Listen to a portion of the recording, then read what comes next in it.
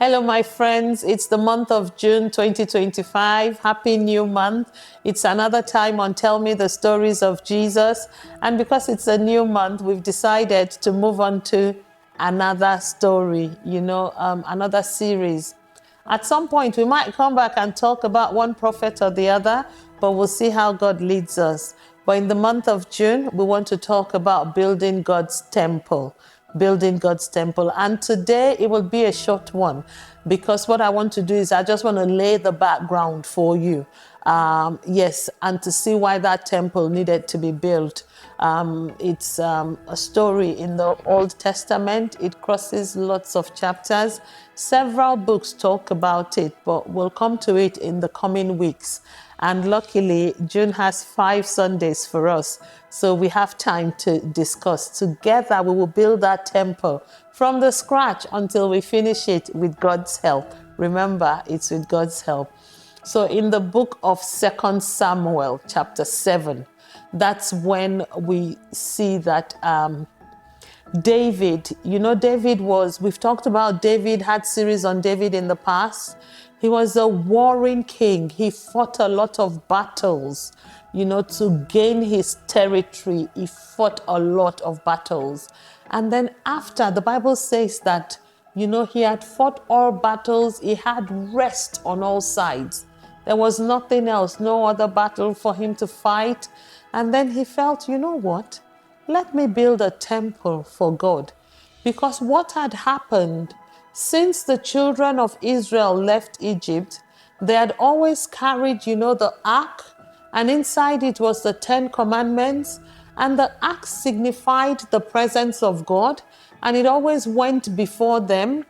At some point, they would build temporary, structures, temple for the ark, but it always meant that when they moved, they had to move the ark. So it kept going from one place to the other.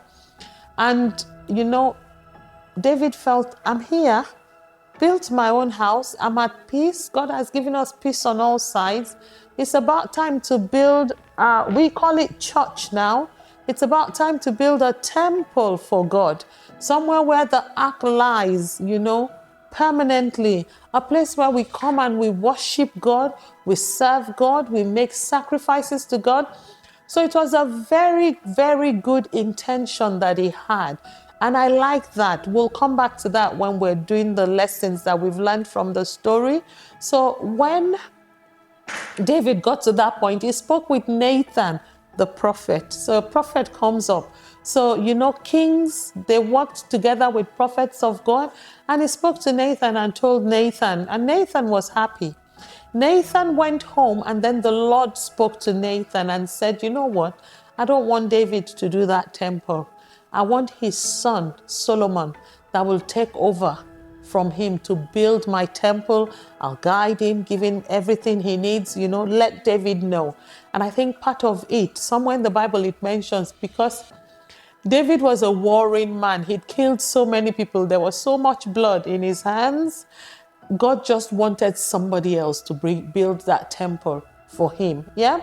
And that brings us. So Nathan came back, told David. David was not unhappy about it. He was happy. It was going to be his son who will build it anyway. And God was going to let the temple be built. He didn't think it was a bad idea. So David was happy with it. And that will bring us to the end of the story today. But I've laid the background of why that temple was needed and the good intention behind it. So now we're going to learn from the story today. So it's a good thing, for you to always think of, we're children of God, we're in the house of God, we're living for God. When you have good ideas, things to make God happy, to give to God, to make his gospel go farther, to share his love, to reach out to people, God is always pleased with it. God is always, he will never be displeased with things like that. But the good thing is that you run it by God. Even though David was king and he had all the power, he could just go ahead and say, I'm building a temple. He wouldn't even say, I want to build a temple. He wouldn't run it by Nathan the prophet, but he ran it by God. So all our good ideas, let us start.